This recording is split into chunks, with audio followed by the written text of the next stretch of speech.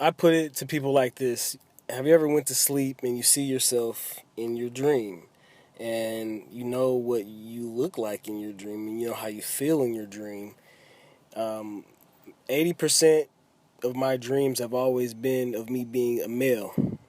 And so when I wake up and I realize like I'm not in that body that subconsciously was in, and it felt so real, that could be, that could really, damage a lot of people's psyche, and people actually have committed suicide because of this. So it's really matching the inside with your outside, and just imagine waking up and you're not who you truly feel that you are. Finding home in your body takes some acceptance and some self-understanding. You have to be able to create a positive self-image, and sometimes people have a hard time doing that just because they don't have anything that looks like them, you know um, in general media that says that they're beautiful or that it's okay.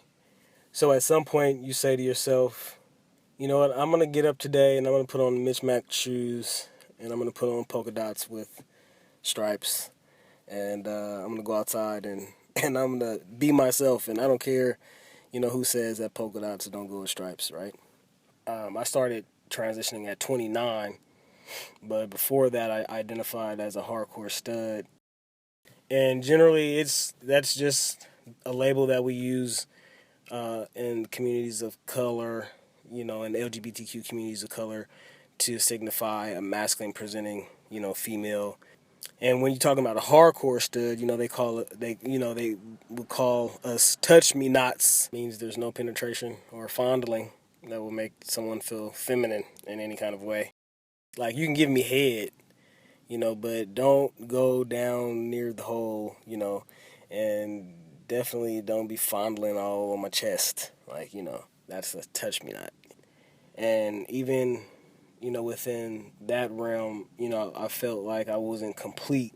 So when I came out the second time, which is, as transgender, I found myself having to find myself all over again, and this time it felt right. This time I actually felt like I came to some type of completion, but we're always still growing and evolving. I would love to get bottom surgery. Um, I think maybe I'll wait a couple more years just to see what technology does, but definitely before I'm 40. Yeah, I think about it a lot. I have like maybe four friends who've had bottom surgery, and they've had like the phalloplasty, and then there's the clitoidioid, I think it's called, or matoidioid, where it's just a clitoral release. I'm looking more into that because I think that would be better. Plus, it gives more pleasure. I mean, I don't know. Right now, I'm just so up in the air with that. I'm back and forth with that because technology is just not good enough yet. There's been some changes that I've been able to recognize. One is I've definitely lost some privilege. There is some privilege there as a black woman in this society that a black male does not have. There's a place within the male group that I've never had before. Being accepted in, and this is goes past race.